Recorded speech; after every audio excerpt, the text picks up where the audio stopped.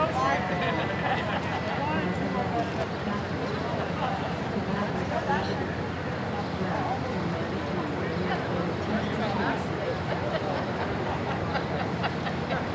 would be bad if that blew away. Okay, I just got the entire A team.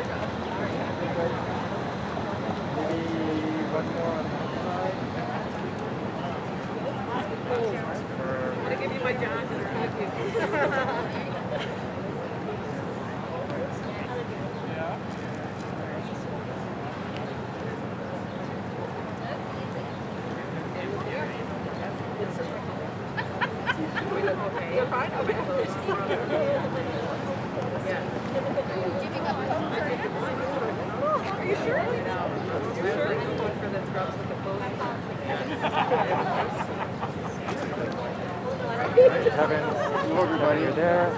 Yes, you're there.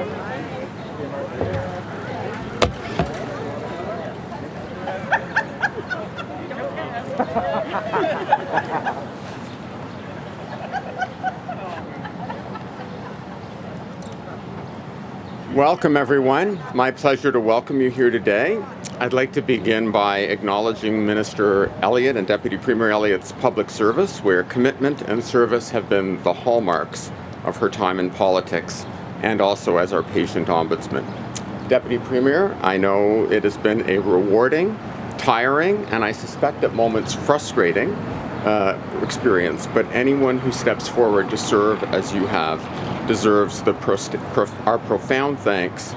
You have done so with grace and distinction at one of healthcare's most difficult times in our history.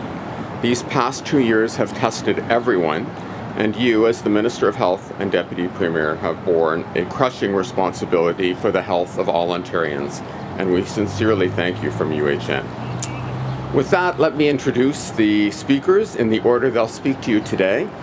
Deputy Premier and Minister of Health, Christine Elliott, who has some very exciting news to share with us today. We're delighted to have her join us.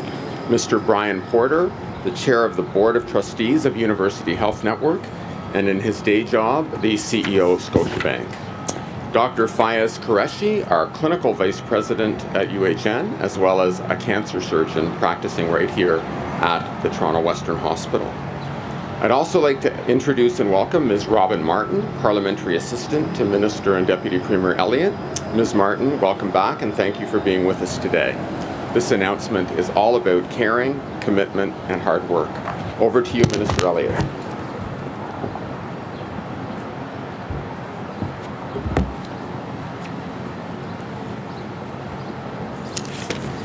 Thank you very much, Dr. Smith, for your very kind introduction, and good afternoon, everyone. It's great to be here today alongside my good friend and colleague, MPP Robin Martin. For the last 4 years, MPP Martin has been an incredible parliamentary assistant, working tirelessly to build a stronger, more resilient healthcare system for all Ontarians. Thank you very much, Robin, for your dedication and support as our government worked to ensure that patient-centered care was at the heart of all of our decisions. Thank you.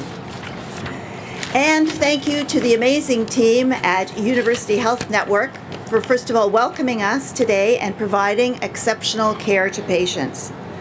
Healthcare workers, staff, and volunteers at UHN go above and beyond to keep families and our communities safe and healthy every day. And we have a number of these great healthcare workers and leaders behind me. I'd like to thank them. Zoe, Chandra, Gavin, Amy, Indira, Rebecca, Osmond, and Muggs. Thank you for your incredible work.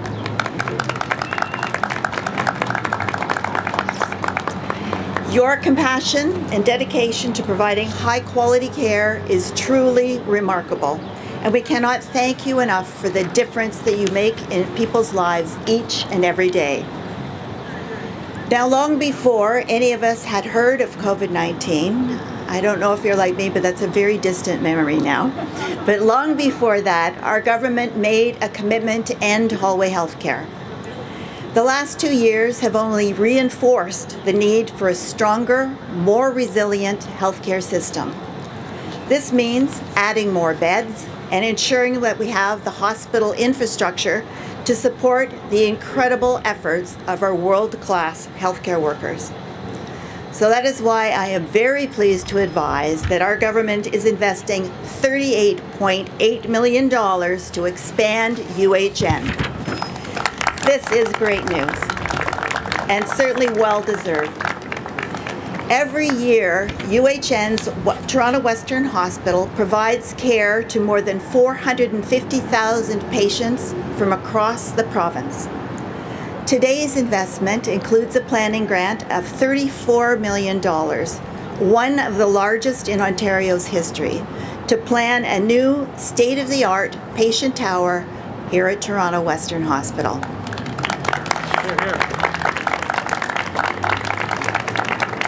This new tower will be focused on the hospital's surgery program and will add 20 new operating rooms, including 3 new image-guided operation rooms for complex neurosurgical and spinal procedures. With these new ORs, UHN will be able to increase its surgical capacity by over 20% in the next 10 years to provide high-quality care to more Ontarians. This will ensure that families in Toronto and across the province have access to enhanced surgical services and high-quality care for generations to come. But of course, that's not all.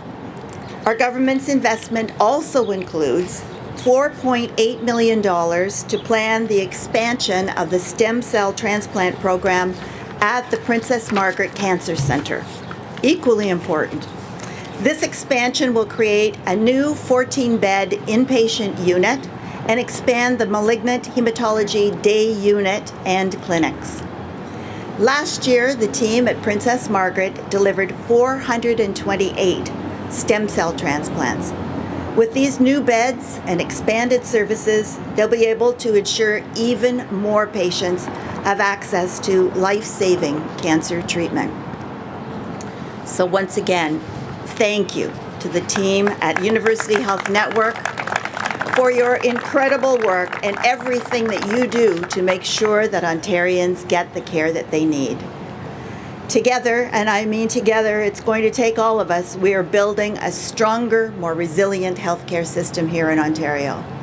So thank you, and now I would like to welcome Brian Porter, Chair of the Board of Trustees here at UHN, to please say a few words. Thank you all.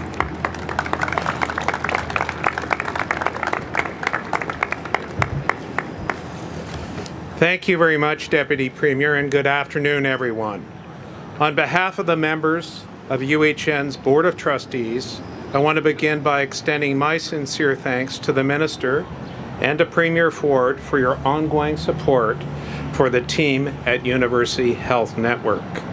This announcement is a real endorsement of the tremendous care, education, and research that define UHN, and especially Toronto Western.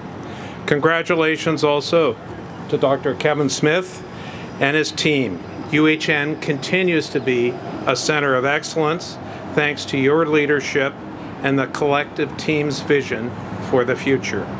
The government's decision to fund the planning of the new tower ensures that UHN clinicians, researchers, and educators are well supported as they work towards developing even more effective treatments for the people of Ontario. That is what we're celebrating here today: government, donors, medical professionals, and others coming together with a shared goal: ensuring the health and wellness of Ontarians today and for generations to come. When completed, the new tower will increase access to world-leading care and positive outcomes for UHN's patients and their families. I know we all look forward to that day. Let me close with this. The pandemic has tested all of us in profound ways. It has tested our endurance, our fortitude, and it has tested our healthcare systems. We see announcements like the one being made here today as a sign of confidence in our team's capabilities and our optimism for the future. I'd be remiss if I didn't once again thank the Deputy Premier and the provincial government for their ongoing support of UHN. As many of you know, Minister Elliott is retiring from politics, and we wish her all the very best as she moves into the next chapter. Politics is a very tough field, but also a rewarding one on days like today. Thank you very much, and all the very best.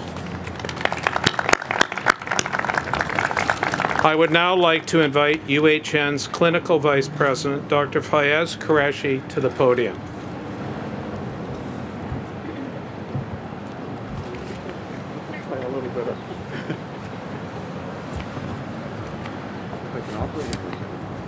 Thank you kindly, Brian. It is a privilege for me to be asked to speak today on behalf of my colleagues in the surgery and cancer programs, as these two announcements underline the commitment to patients by this government. Both announcements support UHN's ability to provide the best quality of care for patients, whether they're having surgery here at the Toronto Western or a stem cell transplant at the Princess Margaret. The new tower will be built to the standards of today at this very location, providing patients and their surgical teams with a modern facility equipped to help surgical teams provide the very best in surgical care. While my colleagues in surgery have an affection for the current operating rooms of the Toronto Western, it's no doubt this is where we've done some of the best work of our careers. There is no question that the new operating rooms are needed to provide the very best outcomes for our patients. This planning grant will allow us to bring our dreams of an ideal setting for surgical patients to reality, and I cannot wait to attend the ceremony of the groundbreaking at this very location. But first, we have to plan. And I know that surgeons, anesthetists, nurses, surgical teams, our patient partners are all ready to work with Rebecca Ripa, Ron Swale, Ian McDermott, and their teams to get this underway. Everybody has been thinking about what we need in a new facility for some time, and today we get to turn those ideas and dreams into a reality. Minister, my sincere thank you and gratitude to you and your government for enabling this reality. I've also been asked to speak about the investment that will allow more stem cell transplants at the Princess Margaret. As a surgical oncologist, I'm very much a part of the cancer program, and I know that my colleagues in medical oncology have been planning and thinking about the much-needed increase in their ability to deliver stem cell transplantation.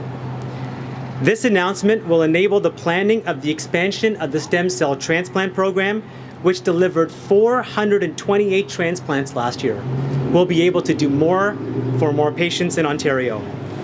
This investment will allow us to plan for a new 14-bed inpatient unit, expand the malignant hematology day unit to provide outpatient care, and expand nurse-led initiatives such as telephone triage, drop-in assessments, and high-quality virtual care.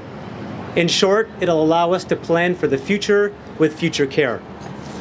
My colleagues, Dr. Keith Stewart and Jonas Matson, could not be here with us today for this announcement. However, knowing both Keith and Jonas as I do, I know that their thinking, coupled by the remarkable stem cell transplant teams, will truly advance the use of stem cell transplantation forward, enabling and improving a treatment that provides both quality of life and extended life for many patients with cancers of the blood and lymphatic systems. The goal of every member of Team UHN, whether a surgeon, a physician, a nurse, a respiratory therapist, a perfusionist, a porter, a housekeeper, or a member of our management team, is to ensure that the well-being and healing of people that we serve is front and center when planning any service or facility. As we plan this tower and the expanded stem cell service, we will work with our patient partners to help guide us in our dreams, so that our work will provide the very best for our patients. In short, putting the needs of patients first. Minister, on behalf of my colleagues, and more importantly, on behalf of my patients, thank you for this announcement. Now we get to work, folks. I'll turn it over to Kevin Smith, our President and CEO, for the final comments. Thank you, Fayez. Well, my thanks to Minister Elliott, Mr. Porter, Dr. Qureshi for your remarks today. We all share your enthusiasm about the future. As we look to the future of this project, we want to acknowledge a number of colleagues. There's an acknowledgement right there. I particularly want to acknowledge Dr. Shaf Kashavji, who's here with us today. Dr. Kashavji is our Surgeon-in-Chief for the past 11 years. He will be completing that role and taking on a new and exciting role as our Chief of Clinical Innovation. We're welcoming Dr. Tom Forbes to continue the outstanding work that Shaf has undertaken. Shaf, Fayez, Dr. Forbes, along with Rebecca and Ron and a number of others, will be very focused on getting this work done, Minister, and we can't wait to welcome patients to the operating room. In doing so, we'll be building on the work that the teams that have come before us have established here at the Toronto Western Hospital and at the Sprott Department of Surgery. I also want to recognize Terry Stewart McEwen, who is the partner in crime of Shaf and Fayez in truly making surgery remarkable at University Health Network. The announcements today, coupled with recent announcements for a proton beam therapy program and our Hillcrest Reactivation Center, represent a commitment on the part of government of almost $56 million for the work of Team UHN and the planning needed for the future highly specialized care needs for the citizens of Ontario. Our challenge now is to plan the very best facilities we can envision for patients and for staff who come to the Toronto Western and Princess Margaret sites of University Health Network. This is a challenge we eagerly and excitingly accept. The work will be done on behalf of patients and in partnership with patients, our clinical teams, and those working in facilities planning, led by Rebecca and Ron. And I'll pause to note a particular thank you to the leaders of our facilities development team, Ian McDermott, Christopher Rizzo. Nothing would be happening here today if it wasn't for that remarkable team, coupled with the clinical team that we are so fortunate to have. Hear, hear. Building a healthcare facility of this complexity requires thousands upon thousands of decisions with the view to delivering high quality, safe, secure, efficient, and comfortable care. And again, we can't wait to make that happen for our patients and our hardworking staff. So my heartfelt thanks to the teams for what you've done to get here today and in advance of what we'll be doing starting today to move it forward. In closing, I also want to recognize Councillor Mike Layton, who's worked very closely with us on this site, as well as Mayor John Tory, and the entire team at the City of Toronto for their support for the project. They have shared our vision for what can be built on this site, and I can thank them in addition to the Government of Ontario for the continuing work. Finally, and most importantly, I want to thank Team UHN members who work at the sites we've talked about today, Toronto Western and Princess Margaret. I know these investments by the Minister and Deputy Premier are a vote of confidence in the work that each of you do, the exceptional care you provide, and your commitment to new treatments through research and education of healthcare professionals of the future. It's truly a privilege to work with each of you here at UHN, and I look forward to the day when planning is behind us and we move on to building and cut that elusive ribbon. Today's announcement is really about future and the future of care. This is improved through research and education, and it truly is an investment in Canada's leading academic health sciences centre and the country's largest training program for health professionals and researchers. All of this ultimately is about improving care and improving quality of work life. Deputy Premier, I know you're looking forward to some time with family and friends for a brief period of time, and I hope to see you at many future ceremonies in your private life. We know that your contributions to civil society will continue, and we thank you for that. The very best to you. We're so pleased you could be with us to mark this occasion today, and we look forward to welcoming you back as a private citizen when we cut that ribbon. So thank you. I invite Minister Elliott back to the podium for questions from our media colleagues. We'll now take questions from the media. If you could please line up behind me, identify yourself with your name and your affiliation, one question and one follow-up. Thank you.